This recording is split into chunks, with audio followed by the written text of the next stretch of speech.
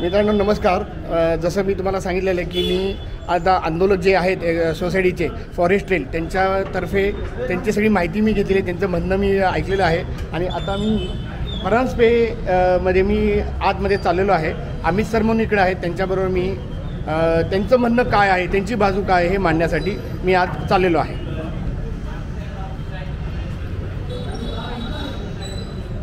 हाँ चलो sir. Sir आपका नाम अमित सर है ना?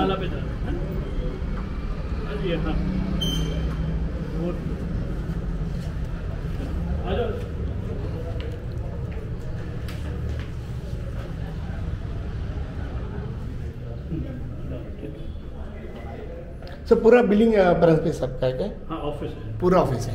पुराना बहुत पुराना. क्या बात है. नहीं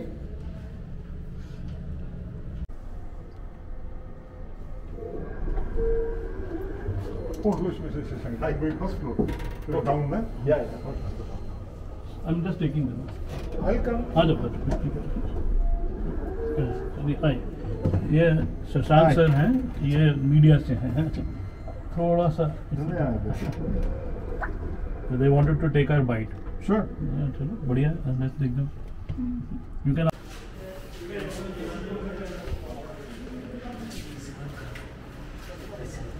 पानी चाहे कुछ खाइए, सेटअप कर लीजिए. पानी वानी पिला. कधी ते पुढे बसवायचं आहे ना त्या लाईटचं. आणि सर आपने बोलना कैसे सर ने बैठना है बताओ. हाँ आपको कुछ बताना भी है, विजुअल्स वगैरह कुछ भी कैसे नाही आपसे बता सर. हां जास्त आहे. हां तिथं बसू द्या. हां तिकडे बसा. आम्ही दोन्ही या साईडला. नाही बॅक लाईट बंदच करा सर. ती मागची लाईट फक्त बंद करा. जेवढी असेल ती फ्रंट लाईट येऊ द्या.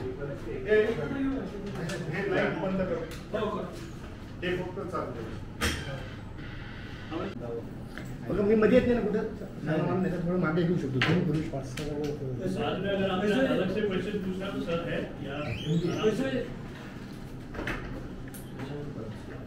पानी चाय चाहिए. अरे पूछने का है, पिलाना है.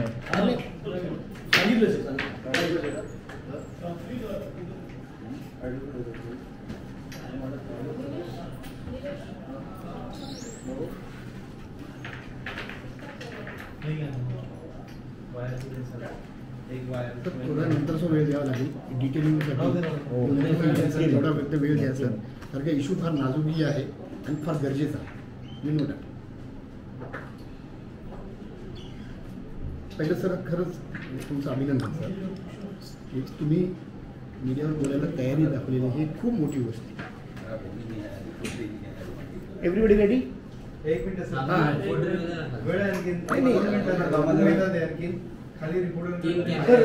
सर त्यांच्यासाठी म्हणजे मी माझी घेऊन का माझी घेऊन टाकतो ना सर. थोडक्यात आहे माझी. हां हां तर this is the main camera.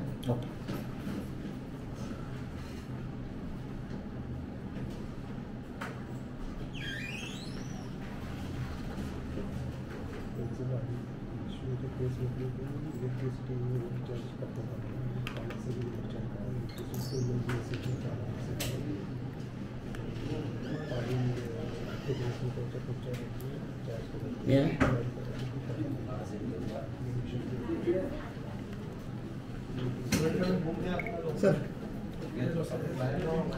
Good morning sir. एवढं मोठं नाही बरं गंडत काढायला. गाईड देऊन ठेवा.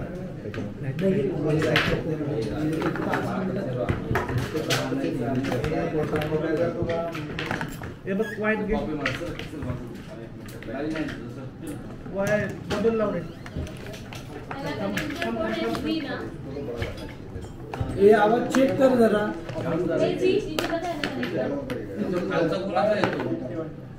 आणि एसी बंद करा, नाही ते एसी का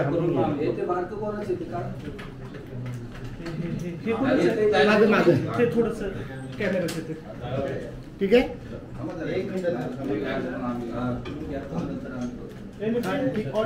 ठीक आहे घेऊ का मी? नाही नाही ते म्हणतात की म्हणजे मोठी जी पत्रकार ते नंतर घेणार आहे असं म्हणतात. Okay okay. हां नाही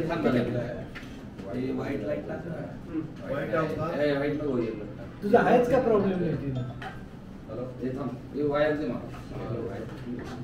ती बघते ऑडिओ घे. माध्यम मराठी. हो मराठी. सगळे मराठी. मोबाईल मध्ये कोण आहे? तू आहे का? एक मिनिट तो मोबाईल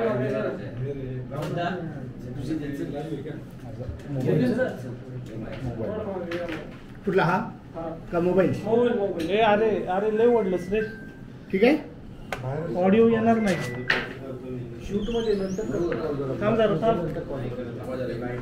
एक मिनिट घे ठेव ना जाते ना अरे ते त्यांची वाईट कमी. राजा हे का नाही हे करत. बोलताना सगळीकडे असं एकदा ठीक आहे नंतर हे घे ना ट्रान्सफर कर. नाही नाही कशाला ट्रान्सफर? आपली बाहेर झालं जुळं लावा की. तू थोडंसं ठीक आहे. हा ठीक आहे राजा असू दे. रोल आहे सगळे. सर रहिवाशांनी आंदोलन सुरू केले. मागणी पाण्याचं बिल जे आहे ते जास्त लावलंय. गेल्या अनेक लाईटच्या दिवसापासून- बिला संदर्भात पण त्यांचं बिल्डरवर म्हणजे तुमच्यावर आरोप केला जातो. नमस्कार, मी शशांक परांजपे, मी managing director Paranjape schemes. Integrated टाउनशिपमध्ये जे कॉर्पोरेशन काम करतं ते करण्याची जबाबदारी ही सरकारने आमच्यावर टाकली. म्हणजे मुख्यत्वे रस्त्याचं हाऊसकीपिंग, पाणी आणि इतरही सुविधा देण्याचं काम आमच्यावर असतं. तशी फॉरेस्टेल ही एक शासनाने मान्य केलेली अशी टाउनशिप आहे आणि गेले 10 वर्षापेक्षा जास्त अधिक काळ त्याचं मेंटेनन्स आम्ही करतो. एक म्हणजे ह्या टाउनशिपचा मेंटेनन्स इतर ज्या काही सँक्शन टाउनशिप्स आहेत त्याच्यापेक्षा निम्मा आहे बरं का. गेले 10 वर्ष आम्ही ह्याच्यात कुठचीही वाढ केलेली नाही. अत्यंत डेमोक्रेटिक पद्धतीने आम्ही हे काम करतो. म्हणजे कुठचं वन टाईम मेंटेनन्स चार्जेस घेतले किंवा असं घेतलेलं नाही. आमची पद्धत अशी आहे की वेगवेगळ्या ज्या सोसायटीज असतात त्याच्यातले जे मेंबर असतात त्यांच्यामधून आम्ही टाउनशिप ॲडव्हायझरी कमिटी करतो आणि त्यांच्याबरोबर कंटिन्यूस आमचा डायलॉग असतो आणि मग त्यांच्या सल्ल्याप्रमाणे किंवा त्यांच्याशी बातचीत करून आम्ही ह्या गोष्टी करत असतो. जवळजवळ 10 वर्ष कुठचीही वाढ न केल्यामुळे 2024-25मध्ये ही वाढ अपेक्षित होती आणि त्याप्रमाणे मार्च 2024ला आम्ही प्रस्तावित आमचं जे बजेट होतं ते त्यांच्याकडे सुपूर्द केलं. त्याच्यानंतर मेमध्ये टाउनशिप ॲडव्हायझरी कमिटीची एक मीटिंग झाली आणि त्याच्यामध्ये असं ठरलं की पहिल्यांदा आपण पाण्याचे रेट्स आहेत हे फायनल करूया आणि मग टाउनशिपचे बाकीचे जे आहेत चार्जेस ते फायनल करूया. आणि मग त्यांनी एक सॉर्ट ऑफ कमिटी स्थापन केली आणि त्या कमिटीच्या सल्ल्याने आम्ही ते टाउनशिप मेंटेनन्स चार्जेस ठरवले. म्हणजे पाण्याचे चार्जेस ठरवले आणि त्याप्रमाणे बिलं अरेंज केली. टाउनशिप मेंटेनन्स चार्जेस ठरवायला अजून त्यांना वेळ नाही मिळालेला. आम्ही त्यांना रिक्वेस्ट करतोय. आत्ता ते टाउनशिप ॲडव्हायझरी कमिटी आहे ते म्हणाले की पुढच्या आठवड्यात आम्ही येतो आणि ते आपण डिस्कस करू आणि फायनल करू. आज जे मूक आंदोलन ज्या लोकांनी केलं आहे खरंच त्यांना बोलण्यासारखं काही नाही आहे. कारण की गेले 10 वर्ष त्यांनी टाउनशिप मेंटेनन्स चार्जेस हे अनेक जणांनी भरलेले नाही आहेत. म्हणजे जवळजवळ 5,40,00,000 एवढे टाउनशिप मेंटेनन्स चार्जेस यांच्याकडनं येणं आहे. We are always very pro customer आणि आजपर्यंत आम्ही त्यांच्या विरुद्ध काही ॲक्शन घेतली नव्हती. पण साहजिकच जे ज्येष्ठ नागरिक आहेत, अथर्शीसारखी स्कीम आहे किंवा ज्यांचे छोटे फ्लॅट आहेत ते नियमितपणे पैसे भरतात आणि हे जे आज ॲजिटेशन केलं त्यातले बहुतेक सगळे बंगल्यांमध्ये राहणारे आहेत. आणि मग ही टाउनशिप ॲडव्हायझरी कमिटी म्हणायला लागली की अहो जे लोक डिलिजंटली पैसे टाउनशिपचे देत आहेत आणि जे पैसे देत नाही आहेत त्यांच्या विरुद्ध आपण काहीच ॲक्शन घेतली नाही. मग असं होईल की कोणीच पैसे देणार नाही. मग कोणीच पैसे दिले नाहीत. इमॅजिन करा की म्युन्सिपाल्टीचे टॅक्सेस कोणी भरले नाही तर म्युन्सिपाल्टीला सुद्धा काम करता येणार नाही. आणि म्हणून ह्या जे डिफॉल्टर होते त्यांच्या विरुद्ध पहिल्यांदा म्हणजे 10 वर्षानंतर पहिल्यांदा आम्ही त्यांच्यावर त्यांचे रिकव्हरी सूट फाईल केली आणि ह्या रिकव्हरी सूट फाईल करण्याचा हा परिणाम आहे. हे जे काय ॲजिटेशन आहे हे ॲजिटेशन केवळ हे रिकव्हरी सूट फाईल करण्याचा.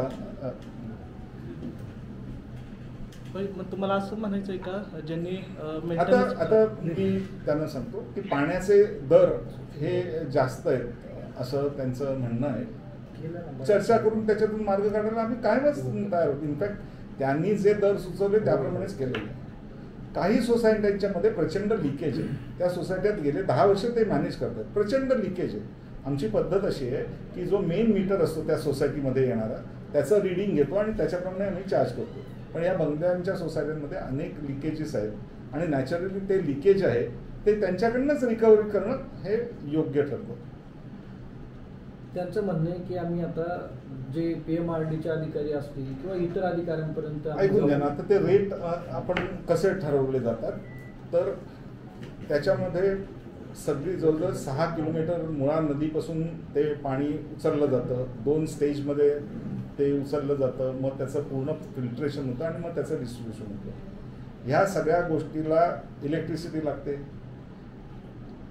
इरिगेशनचे चार्जेस लागतात, त्याचा मेंटेनन्स लागतो, प्युरिफिकेशनच्या दृष्टीने केमिकल्स लागतात, सिक्युरिटी लागते, अनेक खर्च असतात. हे नॅचरली इरिगेशन डिपार्टमेंट जे रेट लावतं त्याच्यावर हे लोड करणं हे क्रमपात्र आहे. म्हणजे त्याच्यात काही चुकीचं आहे असं नाही आहे.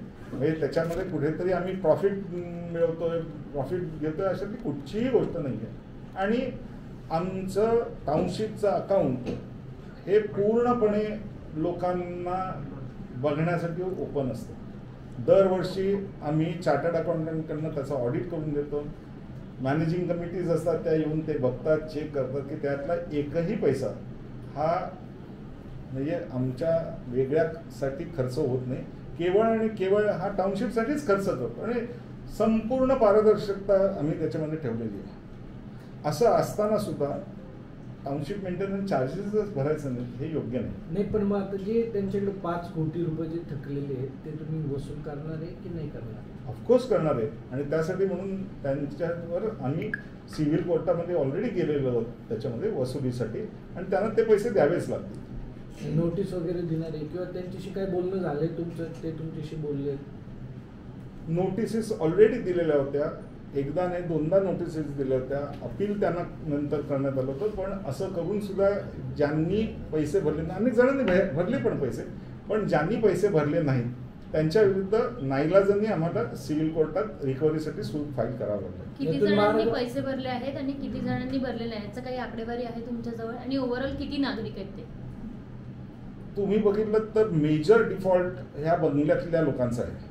म्हणजे जर 5,40,000 असेल तर 5,40,00,000 असेल तर त्याच्यामधला मेजर डिफॉल्ट म्हणजे 3,43,00,000 म्हणजे जवळजवळ 75% हा बंगल्यांच्या मधून डिफॉल्ट आहे. परत बंगले आहेत त्यांना आम्ही जास्त रेट लावलाय. टाउनशिपचा असं काही नाही आहे. सगळ्यांना कार्पेटप्रमाणे ₹1 असाच रेट आहे. म्हणजे तुमचा छोटा फ्लॅट असला, 1 बेडरूमचा फ्लॅट असला तर त्यांच्या एरियाप्रमाणे त्यांना ₹1 लावतं. बंगला असला तरी बंगल्याची जी कार्पेट एरिया त्याप्रमाणे चार्ज करतो. पण खेदाने असं सांगावं लागतं की पहिल्यापासून ह्याच्यातले मुठभर म्हणजे आत्तासुद्धा आजसुद्धा आलेले आहेत ते माझ्यामध्ये फक्त 30 फॅमिली होत्या. म्हणजे जरी लोक असले तरी हे 30 फॅमिलीज पहिल्या दिवसापासून काही ना काही कारणांनी हे पैसे भरत नाही आहेत. आणि त्यामुळे एवढा जवळजवळ संपूर्ण टाउनशिपमधल्या 75% हा डिफॉल्ट आहे. हा ह्या काही लोकांचा आहे. पण मग यातून मार्ग काय निघणार? मग ह्यातून मार्ग हा एक आमचं म्हणणं आहे. तसं त्यांचंही एखादं म्हणणं असेल. शेवटी हे ठरवणार कोण? तर कोर्टच ठरवणार.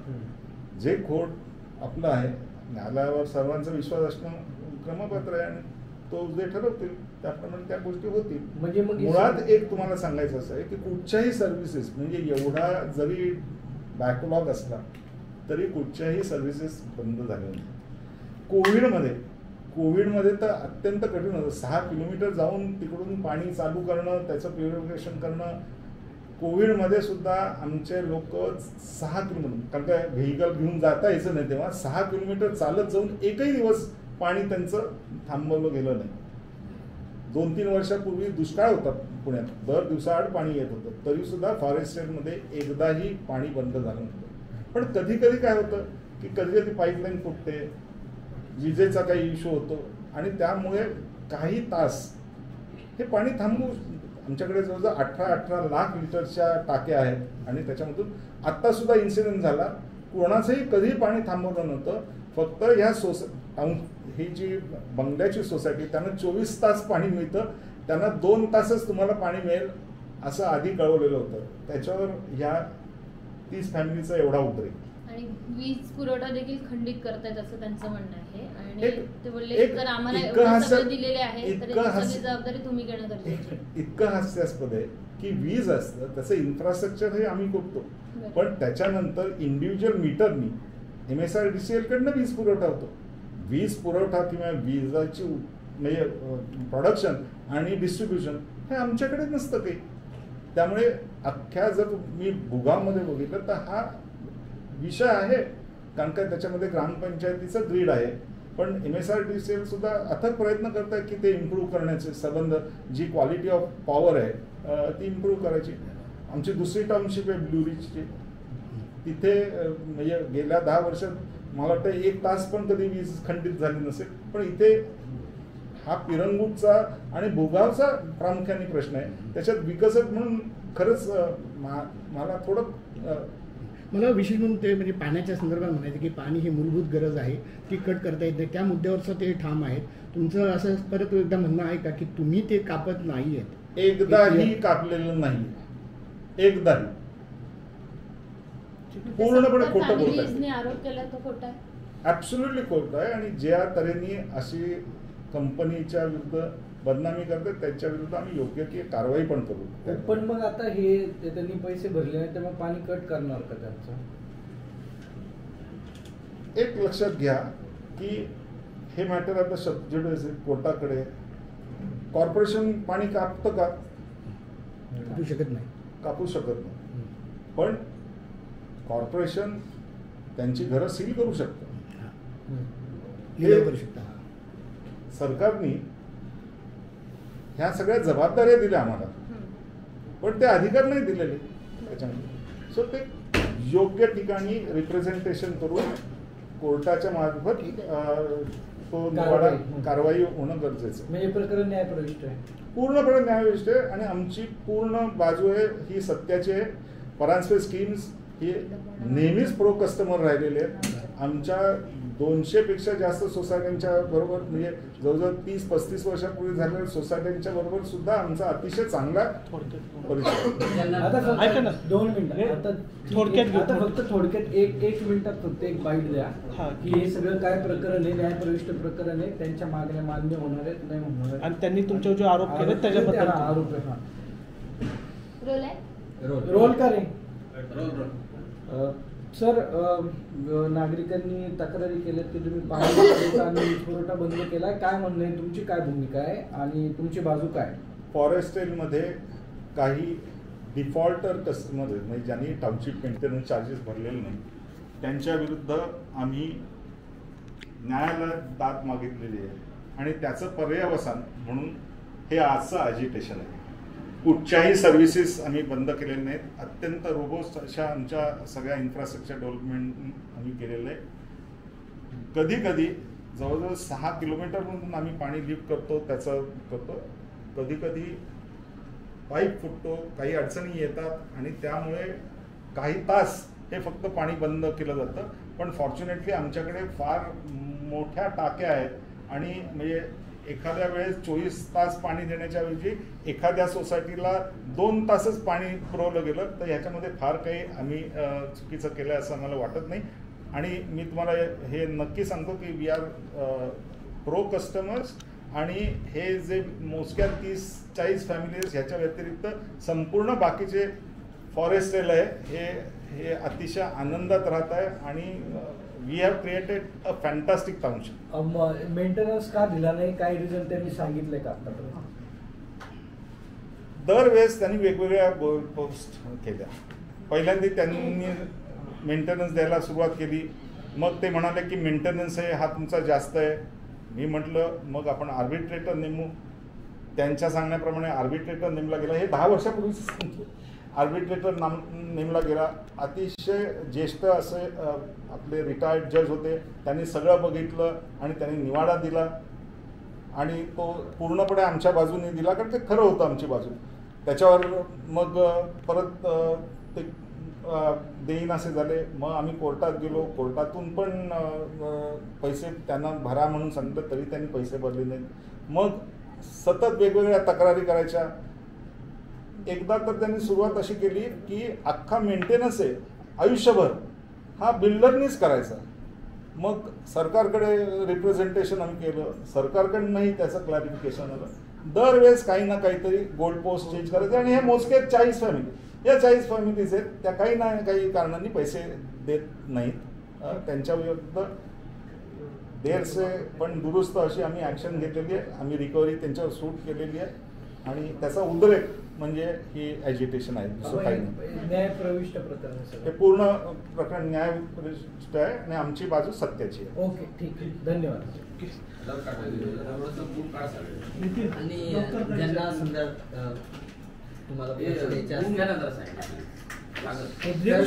टप्प्याटप्प्याने देणार का एक तुम्हाला सरसकट हवंय, आम्ही ऑलरेडी बिल रेज केलेली आहेत त्यांच्यावर, त्या पद्धतीने देणार द्यायला लागेल. लिगलच झाले आता ते. मेंटेनन्स थांबवायचाच नसतो. आणि सगळ्या टर्म्स. नमस्कार मित्रांनो, मी मिलिंद जाधव, TV10. आत्ताच तुम्ही जे परांजपे स्कीम्स वगैरे जे बिल्डर्स आहेत त्यांच्या ऑफिससमोर जे आंदोलन चालू आहे ते तुम्ही बघितलं.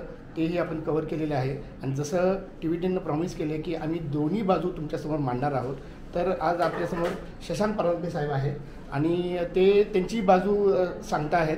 तर ती तुम्हाला आम्ही तुमच्यासमोर मांडणार आहोत. त्यानंतर नागरिकांनी तुम्ही ठरवावं की कोण बरोबर कोण चुकीचं आहे. त्याप्रमाणे तुम्ही आमच्या चॅनलवरचा खाली कॉमेंटही करू शकता. सर, फक्त आता तुम्ही फक्त TV10चा उल्लेख करायचा आहे, फक्त बाकी काही नाही.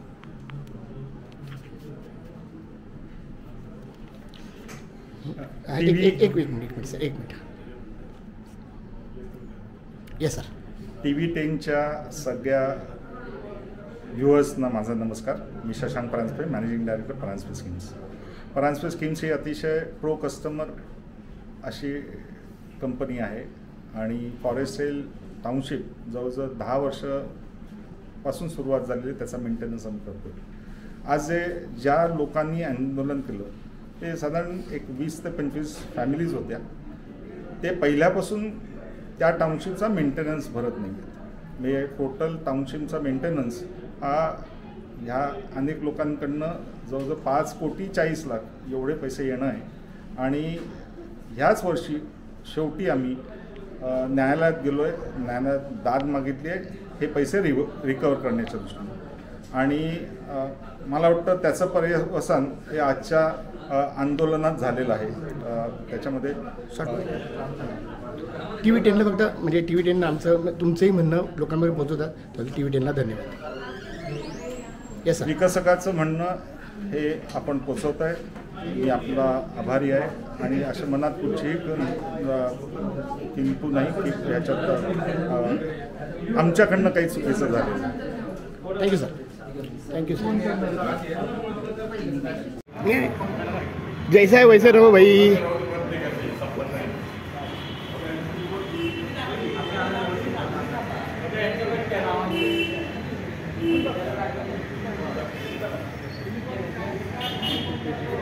कहते अरे वाह, ये बहुत अच्छा किया आपने, बहुत बढ़िया. Thank you. Very right.